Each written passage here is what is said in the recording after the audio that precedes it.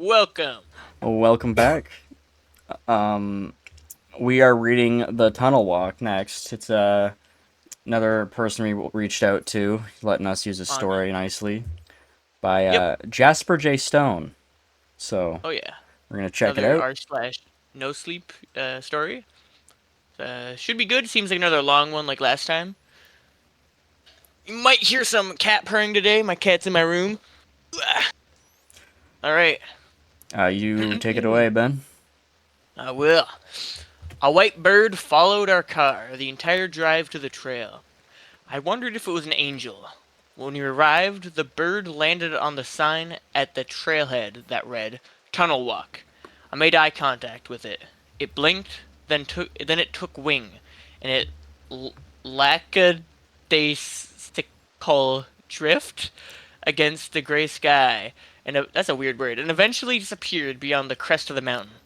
I don't think I ever saw it again. I've seen plenty of birds like it, but I didn't recognize them. I know I would recognize it. You coming? You coming, Oh, Chris? you want to do the? How do you want to do that? You want Should to do I? that? I'll read to here, and Okay. then Yeah. Yeah. you Yeah. read Yeah. Yeah. to that. You coming, Chrissy? Alex barked. I turned around and saw him standing with a hand on the trunk door. He was already in full gear. I laced my boots and stepped out. Here, Carrie. These, Alex said, and tossed me the keys without waiting for a response. They fell on the ground. He scoffed, and I scooped them up. We were the only car in the tiny parking lot, if you could even call it that. Really, it was a couple of painted lines on the asphalt of a dead end road, terminated by a towering sign fence reading state property. No trespassing. Beyond it, I could hear the faint rushing of water. It was chilly that morning, and overcast. I pulled my windbreaker on. We brought two packs, one for snacks, light, and one for safety, heavy. I carried the snacks. It wasn't until we were standing straight in front of the sign that Alex remembered he could read. Tunnel walk, Alex said. He looked down at his phone. What the fuck is tunnel walk? Great. No reception. I said nothing. We were supposed to be going somewhere else. I had noticed we were headed the wrong way when Alex took a strange exit 45 minutes ago, but I was distracted by the bird. Honestly, I didn't really care where we were going. I just didn't want to piss Alex off. You researched the trails around here, didn't you? He demanded. I nodded. And yet, you just let me go the wrong fucking direction for an hour straight, he yelled. It echoed against the rocks. No, I muttered. I shrugged the pack higher on my shoulder and kept my eyes down. I didn't know. I don't know this place. And that was true. I had never heard of Tunnel Walk. Fantastic, he laughed. He clapped his hands. That's fan-fucking-tastic. We just stood there for several excruciating moments. Everything hung in that balance. He would either explode or he'd defuse, making goofy jokes and sneaking kisses on my cheek to make up for the brooding he'd been doing all morning. I Oh. didn't know which one was worse. I thought about the stranger I'd kissed in the bar 2 days before. He wore a cowboy hat and a mustache that tickled my nose. Oh. Eh. And he tasted like Marlboros. I took his number. It was folded and hidden in the ancient pack of extra at the bottom of my purse. I didn't think Alex would find it. He didn't seem to worry about me much. Bitch. Well, he sighed. We're here. You cool to try this trail, babe? Diffused. I forced a smile and shrugged. Sure, let's do it. That's what's up. Congratulations, Chrissy. Let's fucking go. Did I say that? Courageous. Courage. Oh my god. Yeah, That's what's up. almost. That's what's up. Courageous Chrissy, let's fucking go. Alex jumped up and down, clapping. He was 30 years old. Alright, let's check this map real quick. Besides the trailhead sign was a small map of the trail bolted onto a wooden post. It was pockmarked with BBs and graffiti. The main trail took a Meandering. meandering semicircle along the ridge of the mountain, running alongside the river. I could see the bend from the trailhead. It looked pretty flat. There was no loop on the map, so it looked like an out an out and back, meaning you walk back the same way you walked in. I wasn't thrilled about that. Out and backs make for a boring return trip. Even worse, they always portend awkward passes with other hikers, especially on a short trail like this, which was bound to be a honeypot for local amateurs and families.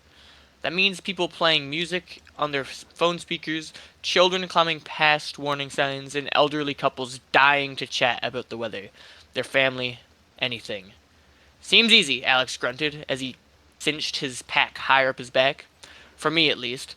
He elbowed me and chuckled. I almost reminded him that I'd been hiking since I was 14, and that he'd been hiking for 6 months. The exact length of our relationship. But I held my tongue. I noticed something else on the map. I ignored Alex and stepped closer, running my finger along a track where the paint had seemingly been scraped away. Strange. It looked like an alternate trail that branched off to the right just a little ways in. Instead of instead of winding around the mountain ridge, it delved straight north into a saddle between the summit and a minor peak, connecting back to the main trail's terminus, like the string of a bow. Alex stepped behind me. Looks like a shortcut. Dope, he said. Maybe it could climb straight up and down, though. Or down and up. Yeah, sure. It's very common for certain trails to be blocked off temporarily, for a number of reasons. Protecting natural formations, wildlife, rockfalls, wildfires, etc. Normally, state authorities would simply place a barrier over the closed trail, and maybe a sign.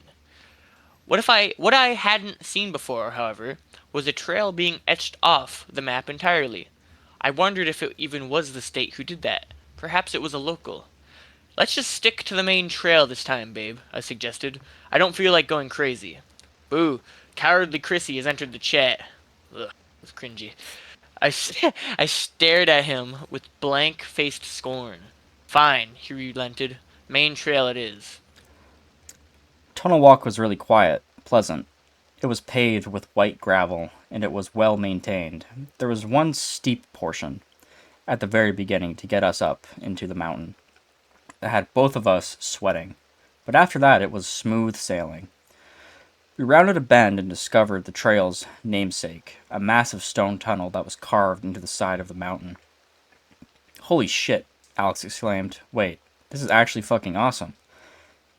It was pretty awesome. As we approached the mouth of the tunnel, there came a gusty cold wind. Alex and I both pulled our windbreakers over our faces.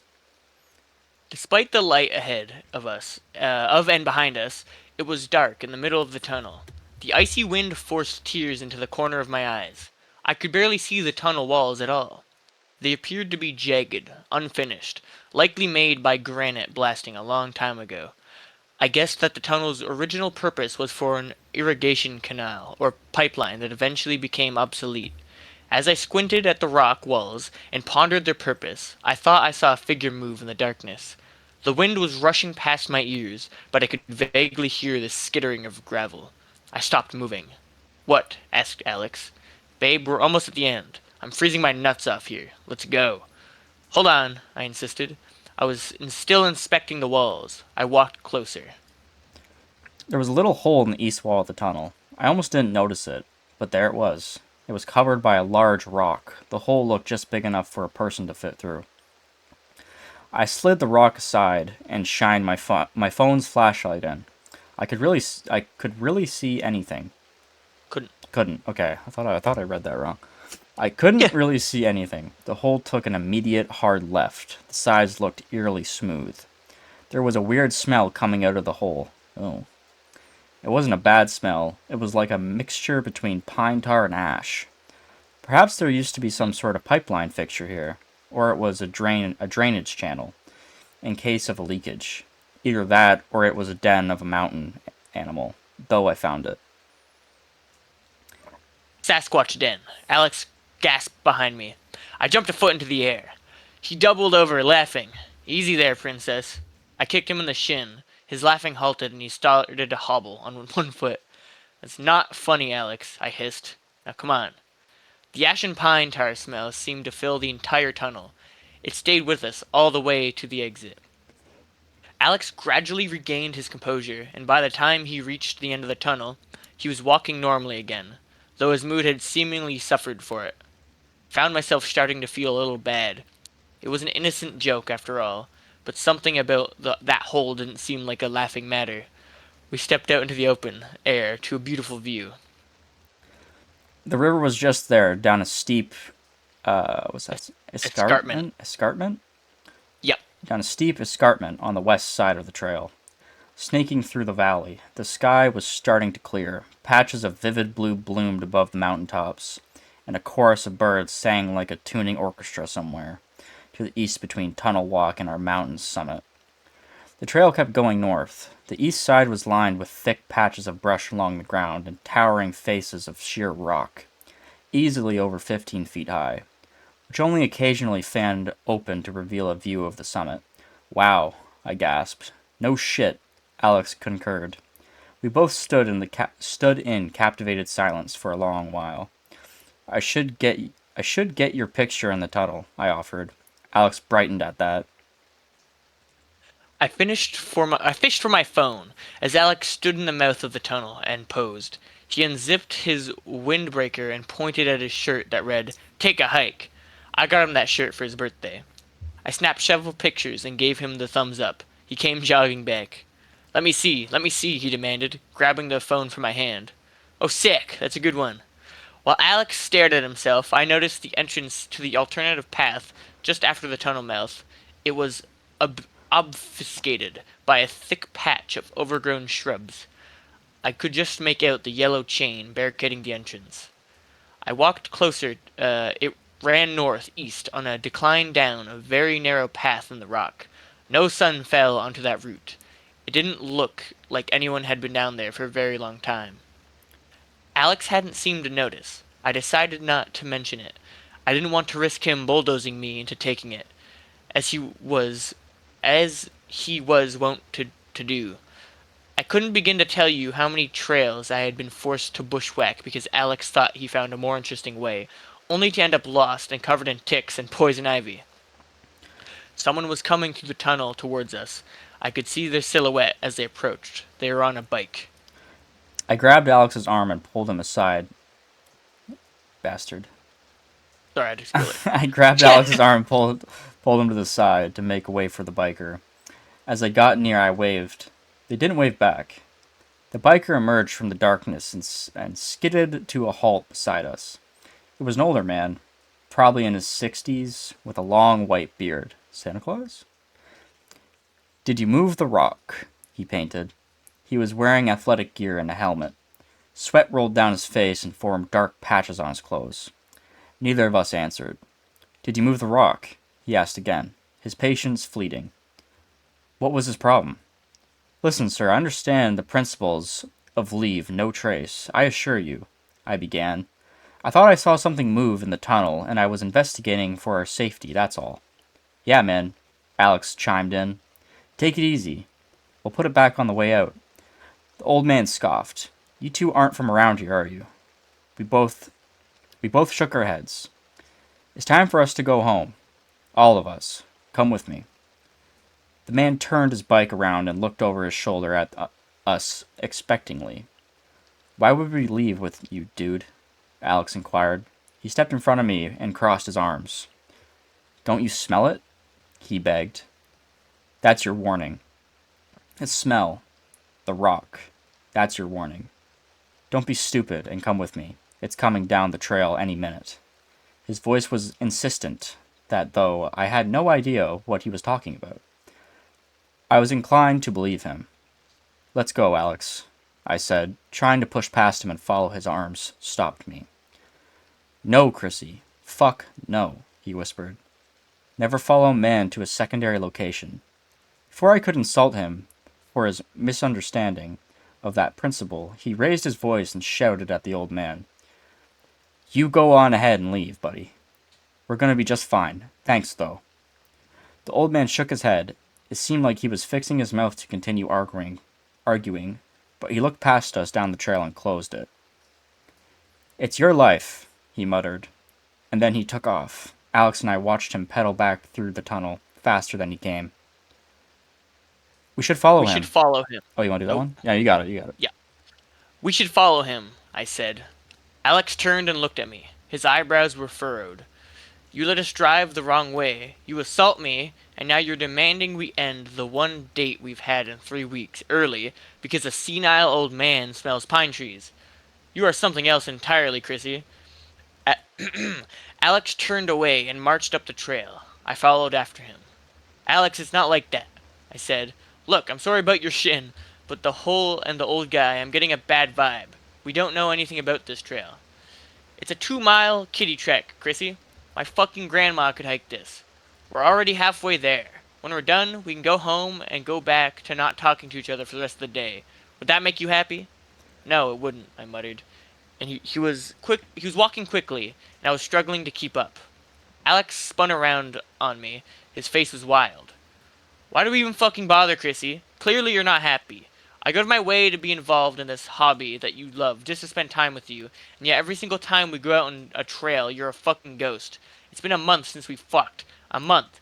Is it fair that you can make me wait that long? What kind of girlfriend would even do that to a guy? His rant, his rant hung in the air for several agonizing moments. Is everything okay? The voice came from up the trail. Alex turned and we both searched for the source. Standing on the trail about 15 feet ahead was the most beautiful man I've ever seen. Damn. Oh, This woman is not helping her he's an case here. asshole. Oh my god. He was massive and shirtless. Even from a distance, it was clear that he towered over both of us. And his muscle tone was outrageous. Beads of sweat dripped down his heaving pecs. I was Ugh. speechless. He was listening to a Walkman, which was tucked in his shorts. He lowered his headphones around his neck and slicked his shoulder-length blonde hair behind his ears. Good. This is just like I just imagine him like looking at her, just like she's like just sitting there biting her lip. Yeah, it's like one of those fucking movies. Yeah, Very hilarious. that's funny. Alex looked over at me. I could feel him watching my eyes. I wanted to look away, but I couldn't. I realized they were both waiting on me to answer. Yeah, we're fine, sir. No problem here. I stuttered. Nice day, huh? You sure? The man asked again. He was walking closer, slowly, and I noticed his piercing blue eyes watching me. Not in a predatory way. With concern, I also noticed a slight accent. European or something? Close to that. Maybe Russian. Or Mongolian. Mongolian, really. She just told you, pal, Alex barked. He stepped forward and crossed his arms. His signature move. Alright, Kimosabe, just checking. The man flashed a white smile. He had perfect teeth. Of course, that accent again. Portuguese, I couldn't pinpoint it.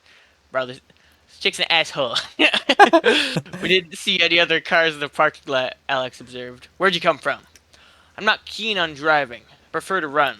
He had very nice running shoes on. They looked brand new. What are you listening to? I asked, trying to keep casual. Alex shot me a glance. Born in the USA, he answered proudly. My favorite album. Good choice, I said. I hoped I wasn't blushing. God, no offense, but you don't sound like you were born in the USA. Where are you from? Alex sneered. The man laughed. I'm from here. No, I mean originally. Oh, I see, the man said. Well, first, a long, long time ago, I was Stardust. And then, skipping ahead, I was born here. He pointed at the gravel under his feet. Right here. Some of the good humor was gone from his face. Hmm.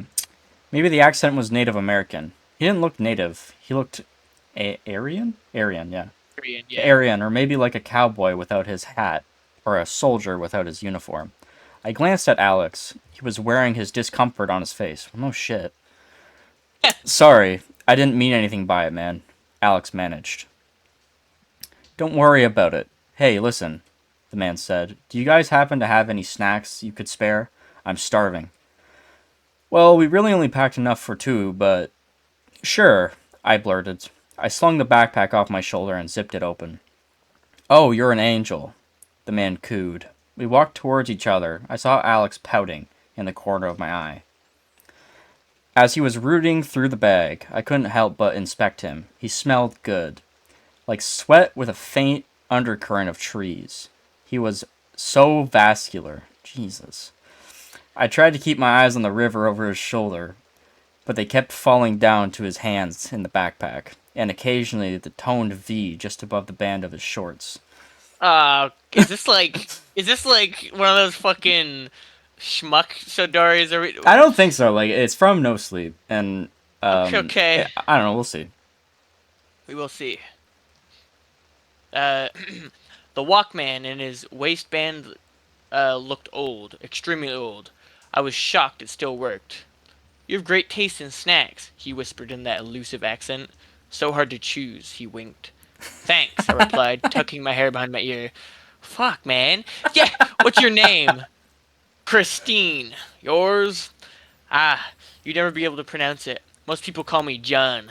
John Big Dick. Yeah, I don't know why, but he winked again. Nice to meet you, Christine. And you, John. I laughed. He laughed too. Could feel Alex's gaze burning into us. Just behind the Walkman, I noticed something else, sticking out of his waistband. A smooth wooden handle. I could see the outline of it running down his shorts. It looked like a hatchet. The way this My story was involuntary going, I did not smile expect it to be altered. a handle. That's for sure. I was assuming it was a gun there. Oh yeah, yeah. He's a murderer. Uh, it had the pattern of wood grain, but there were other strange colors in it. Amber, pink, orange, like a mineral. Petrified wood, perhaps? Could you even make a hatchet out of it? The man finally settled on the granola bar, and I withdrew the backpack. He peeled it open and took a massive bite, securing half of it at once. That's what I'm talking about. He moaned with his mouth full. Thank you. No problem, I muttered. He was handsome and kind, but a strange man with a weapon should make any woman nervous. And thank you, too. He waved to Alex. Alex offered a curt nod and nothing more. Enjoy your hike, the man said with a smile. Stay safe. He pulled his headphones back around his ears and began jogging again. I waved. He waved back. I watched him leave until he rounded the bend. Then I turned back to Alex. He was staring daggers at me. I think that guy had a hatchet, I whispered. A hatchet? He repeated what does that say? Quizzically. Quizzically? Okay, quizzically. His anger melting into nerves. I didn't see a hatchet. Yes, a hatchet. It was on his waistband, hidden beside the Walkman. How does he have a hatchet in his pants? How big's the hatchet? Uh, I don't, I don't know. Like, it sounds like he's hiding it, so you know. Hmm. Okay. His waistband, He's got it huh? tucked in there. You sure are perceptive. When you like what you're looking at, he muttered. I laughed, assuming he was joking. Well. Oh, whatever. If some blonde babe with huge tits came around the corner, you'd be looking too. God damn, bro. They just don't. They don't go fuck. They just don't like each other, I guess. Yeah. Except I wouldn't, because I respect you. See, this is your problem. You seem to be under the impression that I'm as uninterested in this relationship as you are. I cocked my head at him. Why are you so convinced that I'm checked out? Because I'm not sucking your dick every night? Alex, if you want to get laid, you should date a hooker, because I'm no. Who's Mika, Chrissy? She interrupted. I fell silent. You got a text from him last night at 1 a.m. that said, "What you doing?" with a winky face. I looked through your messages. Sorry, but I did, and it seems like you have no problem putting out for him. I didn't have anything to say. Clearly it was over. Deep down I knew this is what I wanted, but I had always imagined I would build up the courage to do it the right way. It seemed like my cowardice had caught up to me. Bitch. You know, if you run fast enough, you might catch up to Fabio. You might get his number too. Alex's face was hot. I can't fucking believe you embarrassed me like this, Christine. I can't fucking believe it. Alex turned away and kept going up the trail. Alex, wait. Don't follow me. I need a minute. I followed him anyway. I know you're upset, but you can't leave me here alone right now, Alex. He wheeled around and smacked me in the face. Damn. I staggered back in shock. I held my hand over my cheek. Alex's expression fell. I'm sorry, Chrissy. I told you. I'm sorry. Then he turned away again and ran up the trail, leaving me alone. God damn. I decided to stay put and wait until Alex got back. If I went back to the car to wait, I did have the keys after all. I would be forced to walk back through the tunnel alone. Plus, I risk running into the handsome armed man again, or some other stranger, and would be well over an hour until Alex returned. So I checked the brush along the trail for snakes, and I leaned against the sheer rock wall waiting. I opened a bag of trail mix and ate. Some time passed. I watched the river rapids thunder past. I watched the clouds overhead morph and glide.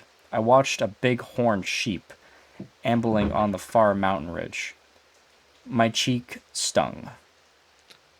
I felt hopeful that things between Alex and I could be salvaged. I cheated. He slapped me. In some ways, that made us even. No! Of course it didn't really, but I thought Alex could be convinced. Fucking. Damn. Why in the hell did I even want to be with him? Because it was easier to have someone? Or because I was a coward? It was probably both. I thought I heard something moving in the mountain above me. The sound was coming from down the trail, and it was coming my way. I couldn't see anything over the rock face, of course, so I walked up the trail until I saw a gap. The whole time I could hear it, getting closer and closer, barreling through the brush up the mountain ridge above me. I arrived at the gap just in time to see it running past. It was John, and he was sprinting down the alternate trail.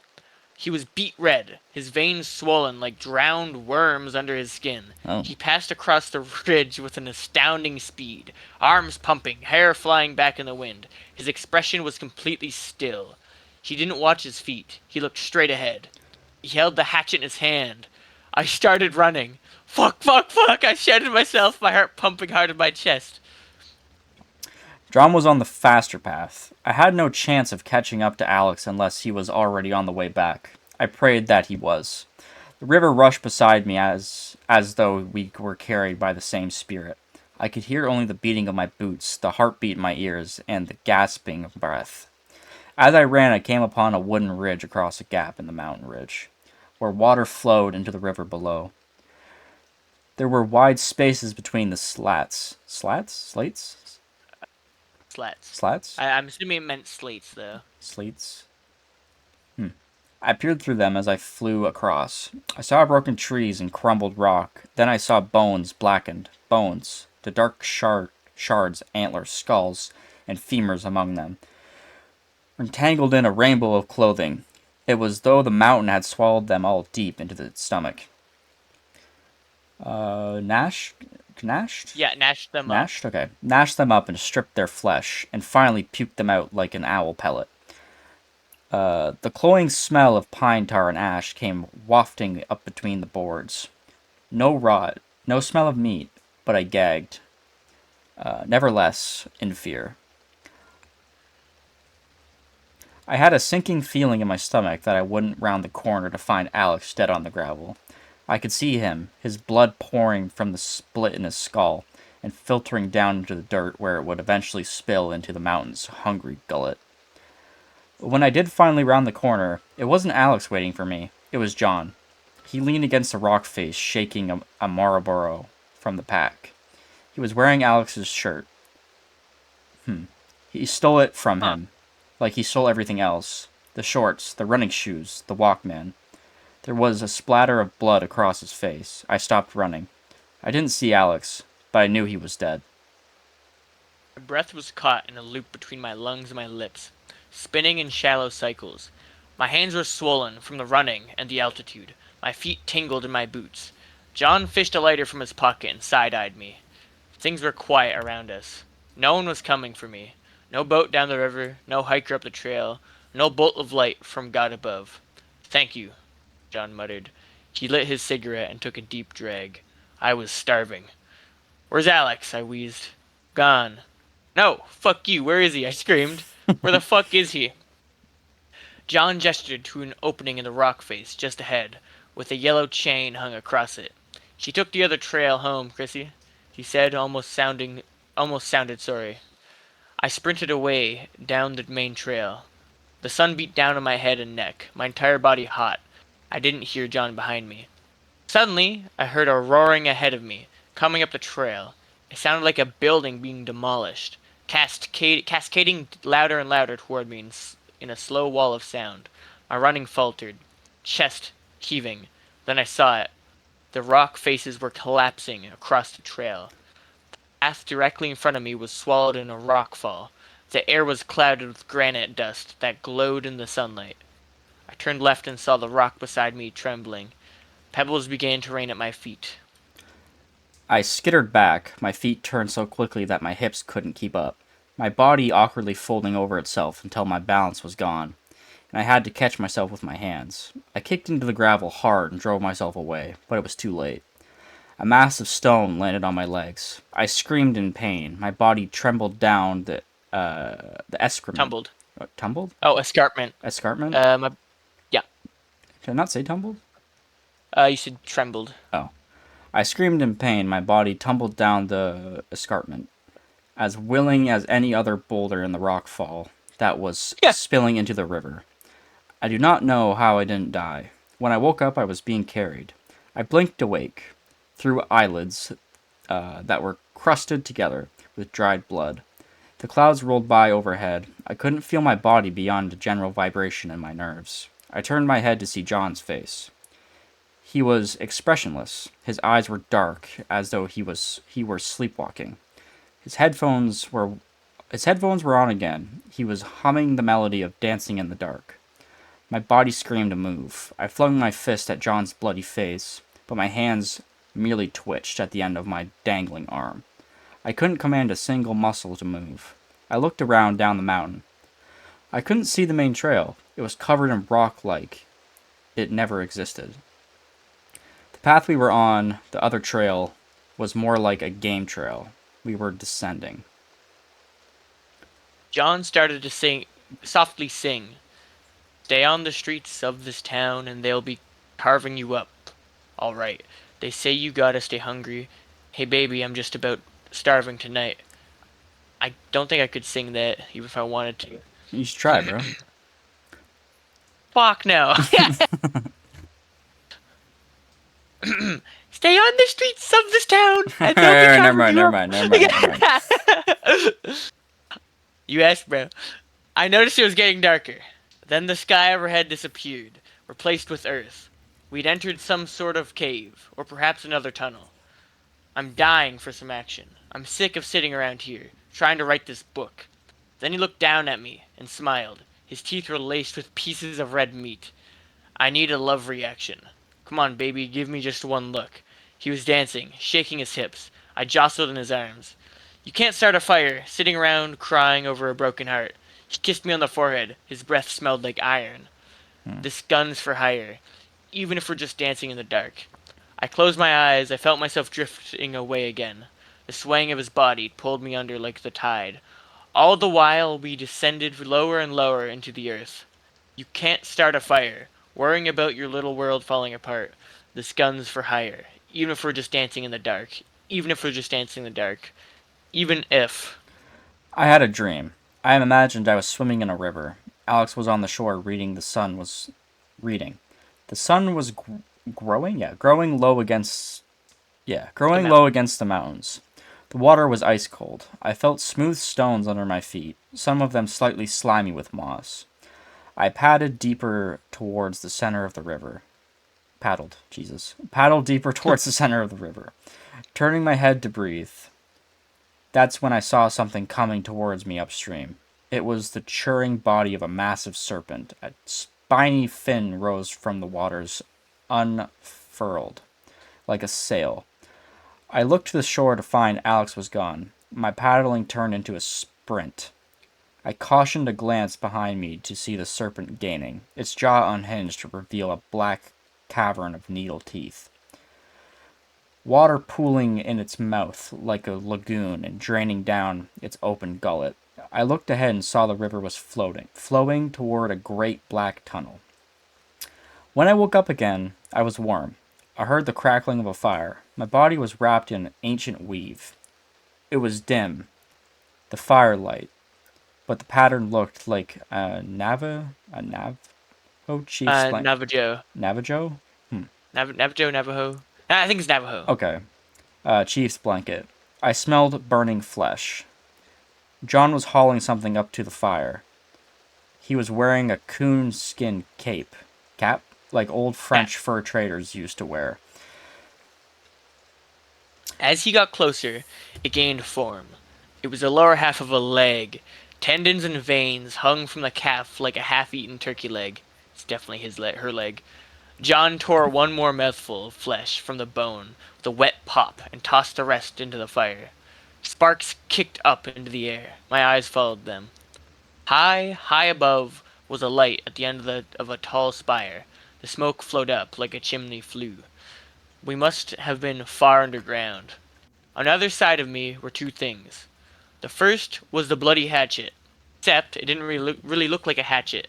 The blade was crude and hooked in toward the handle. It was wrapped in black braids of human hair. The minerals in the handle glinted in the firelight. The other was a bird's nest. It was made of twigs, shoelaces, corn stalks, hair, and strips of dry meat. Nestled among the meandry was a single white feather. Go back to sleep, Chrissy. I'll take you home once I'm done. I looked up at John. He was walking towards me. What is this? I choked. Dinner, John replied. It's funny what your brain does when the world you understand suddenly becomes strange again. Every day is like that when you were young, and then you form some logical framework that serves as your safety blanket, and that keeps you going. Well, mine had been ripped away, and I was like a child again, trying to make puzzle pieces fit. You're a native mountain spirit, aren't you? I asserted. John laughed. Sure, as you like it. He squatted in front of me, considering my face with boredom. Aren't you? I understand the axe, the blanket. Oh, I understand. Oh, Jesus, my brain. Aren't you? I didn't understand the axe, the blanket, the dream of the great serpent. It all felt cohesive. But there were other things that didn't fit. John, mostly his golden hair, his Aryan face, his accent, his Walkman. John's face darkened. I owe you nothing, but I've been told to speak, he said bitterly. I presented myself to be worshipped, and I was rejected. So I took the first natives, yes. But when the others came, I took from them too. And I'll keep taking until I'm claimed. His smooth skin glowed and sparkled in the light. The dark stain of blood circled his mouth. He reached out and took my hands. I recoiled at first. He held his palms out, asking. I offered my hands to him. He held them up and inspected them. They were not broken. Are they okay? He asked. Yes, I said. I think so. Good, he said, and dropped them. Go to sleep. John stood and walked away, returning to the pile of body parts. Wait, I yelped. He stopped. Why am I alive? The answer to the question eluded me. He'd eaten Alex and countless others, but he spared me. He could have let me could have let me leave, but he trapped me. Why? John sighed. He seemed to grow tired of questions. Because you'll write my book, he said with his back still turned. How do you know? I demanded. My sense was slowly returning. I tried to stand, but my muscles screamed in protest. You can't control me. When you release me, I'm free. I'm free forever. John turned around smiling. He sauntered back over to me. So American, John chuckled. Or so American, John chuckled. Then he raised his hand. I only managed to widen my eyes before my head rocked back and struck the stone floor. I saw the pinpoint of light overhead blink, and then everything was dark again. When I regained consciousness, I was in the walk tunnel. The wind whooshed past my ears. The smell of pine, tar, and ash was gone. I thought I heard the skittering of gravel. The stove was back in front of the hole, stone. Then I was being carried again, but not by John. Paramedics. When we emerged from the tunnel, I looked down towards the parking lot. Our car was lost in an ocean of red and blue lights. Alex's body was never found. I told them where to find it, past the rock falls and deep into the heart of the mountain, or tangled into the outflow of bone and cloth under the bridge. They had no idea what I was talking about. Search and rescue teams scoured the mountain, but found no cave entrance and no shoot, shoot, shoot, shoot, Shoot. Or, shoot, I think see, so. yeah, shoot, spitting out smoke. The alternate trail led exactly where the map indicated, and while I was overgrown, it contained nothing of note. I called dozens of times over the years, but I never learned why they closed it. I had a good guess. There were no rock falls either. The trails were completely clear, and of course, there was no river of corpses. I told them. Oh, What? yeah, you got that. I lost a rear. Oh, we're at. I told them about John below, and of course, Uh, down, down, here? down, down. Oh, here we go. I told him about John. I described him, his eyes, his voice, the hatchet in perfect detail. I told them he killed Alex and so many others. They didn't believe me. I know where he was there. I know it. I can still see him now in my head. Investigators concluded that we had ventured off trail and gotten stuck on the mountain. Alex eventually succumbing to dehydration and I to delirium. It wasn't the truth, but it fit their framework. I haven't dated since Alex. It's been 6 years. I've been laid a few times. Sure, but no boyfriends. I don't mind. I don't think I'm built to be in a relationship. I like my freedom. So American of me, I know. I haven't hiked since then, either. I have these dreams where I'm walking alone down a trail surrounded by beautiful green trees. I'm watching my feet as they crunch through the fallen pine needles and navigate the twisted roots jutting into the path. Then I hear a scream. I look up and there's a figure standing ahead in the path, looking straight at me, beckoning. His face is black. I come to him. I kiss him hard. When I pull away, a tendon stretches from his teeth to mine. Somewhere in the woods, rocks fall. That's enough, I think. There's a bird at my window. Huh. That was pretty good. That was good. It took a bit to pick up, but I did enjoy it once it did. Um, Yeah. I also think that she killed him. I don't think that guy was Oh, real, to be honest. that's fair. That's fair. Because she implied that, like the character implied that he was smoking the cigarettes, right? He was like leaning on the Yeah. rock smoking the cigarettes, and wasn't the guy that she slept with at the start of the story, like cheated on Alex with, didn't he smoke Marlboros? That's what she said. Yeah. Yeah. So I think she killed Alex That's fair. because that seems weird for that guy to be smoking those. Like, where would he get those? Uh, that's true. Yeah, actually, that's true. It's a good observation. Yeah. So I'm pretty sure it was her. Damn. I'll have to clarify with the writer of the story, but I'm that's what I'm thinking. Yeah. I never would have thought about that. That's pretty smart. It was really good though. I enjoyed it. It definitely took a bit to pick up, and Yeah. I was gonna say, um, the dynamic, like the relationship dynamic, felt weird, but now getting to the end of the story, it makes sense to me. Yeah. If she, I feel because like if like you would hit her, yeah, like or if she did what I'm thinking she did, it makes sense to like why it was portrayed that way and like why she like told us that he hit her because like that could have been like kind of what made her snap. yeah. And then maybe like that guy was like, I don't know, right? Like maybe she lost her mind. I'm not 100%. This is a lot of it's just Yeah. speculation, but That's fair. I did really like it. It was a good story. It was a good story. Only critique was that one line where, or besides it picked up a little slowly, but was the one line where he said the guy joined the chat. Yeah, Yeah, but that's just dialogue, right? That's not. I know. That was a me thing. Yeah, but overall, it's super solid. I think it was great. All right, well, we'll see you guys again tomorrow. We'll come back We'll be. with, we don't know yet, but we're gonna find something. Yep. Anyways, goodbye. Goodbye.